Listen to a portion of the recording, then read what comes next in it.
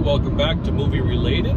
I'm Mark, and Paul and Don are not with me because I'm on a road trip. But Paul had messaged me last night to say, hey, you watched Sound of Freedom, and maybe you'd like to share your thoughts about this movie. So I'm going to do just that.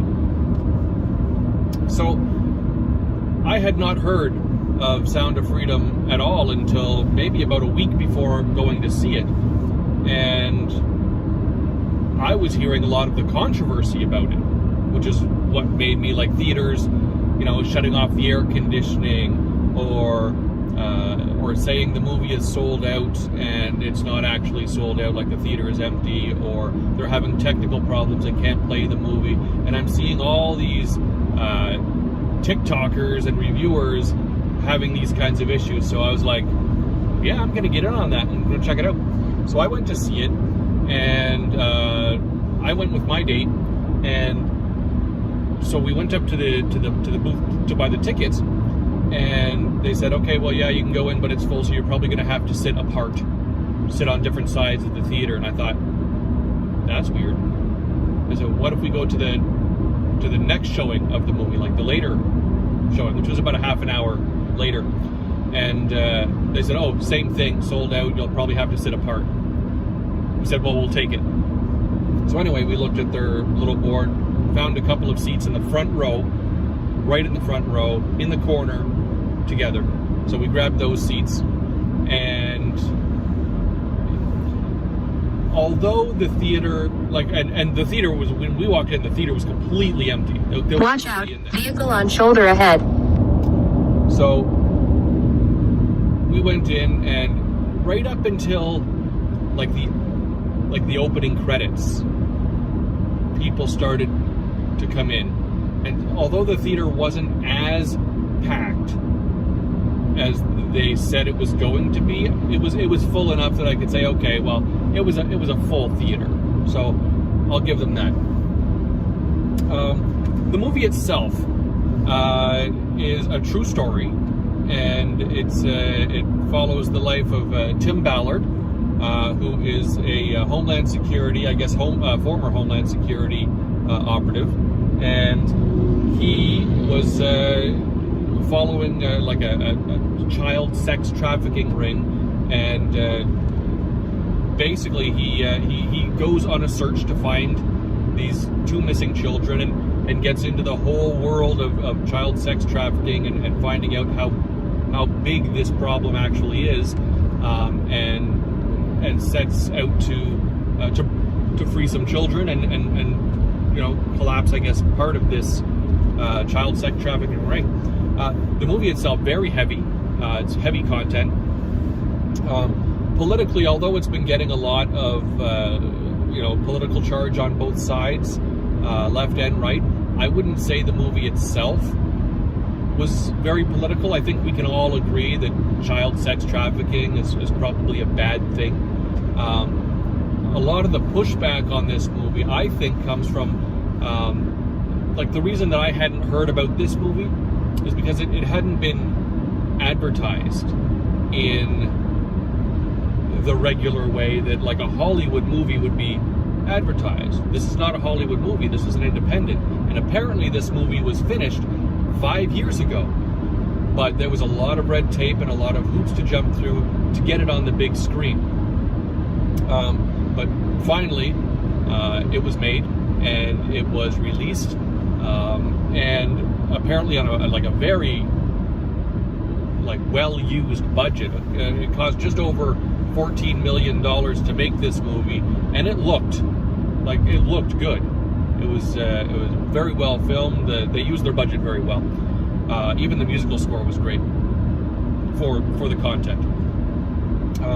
Runtime we're talking about is probably about a 2-hour movie. It didn't feel like 2 hours. You know how sometimes you're sitting there watching a movie lately and you're like, wow, this is really dragging on.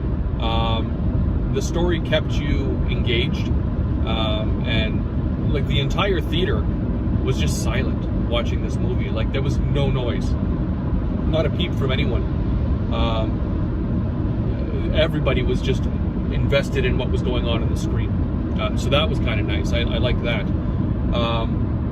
I would say that as far as a movie goes, is this a movie I'll watch again? Probably not. But I think it did its job, because it's the kind of movie that after you watch it, you go home and then you start, okay, well, it's a true story. So you start using the Google machine to find out, okay, what elements are true, what elements are not true, what elements have been, dramatized, that sort of thing. And you find out that, the ring that they were following was actually much larger than what they showed on the screen. They didn't get into the unaccompanied minors that are being brought across the U.S. border, bought and sold for their organs and all that. They didn't get into any of that really. But again, they don't have to show everything to get their point across, right? And I think that's what they were doing. All in all, good movie. You left it provoked emotional responses, and so I think it did its job. So I would say, if you haven't, and maybe you've heard people in your circle say, oh, don't see it, or maybe you've heard people say, do see it, I would say see it. I would say, and I was not disappointed that I paid for it in the theater. So if you want to go to the theater, check it out. Apparently AMC theaters are having a lot of technical difficulties, so if maybe you avoid the AMC theaters, I don't know. I don't know if that's just people on the internet over exaggerating, or if these are actual events that are happening that they're trying to get people to stop watching this movie. But why would they want people to not watch this movie? Well, like I said, I think it's a lot of Hollywood does not want independent people to be able to outsell their blockbusters on a budget that is a fifth of what they spend on making a movie, or less, or you know what I mean, just a fraction of what they spent on their movies to make. I think that looks very bad for Hollywood, because Hollywood has not been putting out a lot of great content lately, and I think that maybe a lot of the elites don't want this information out, because, well, maybe I don't want to accuse anyone of anything, but let's just say rich people buy things they shouldn't be buying, I think. Extremely rich, elite people. So anyway, that said, go check out Sound of Freedom. I enjoyed it. It's definitely something that's thought-provoking, and it sort of opens your eyes to things that we all live in our little bubble.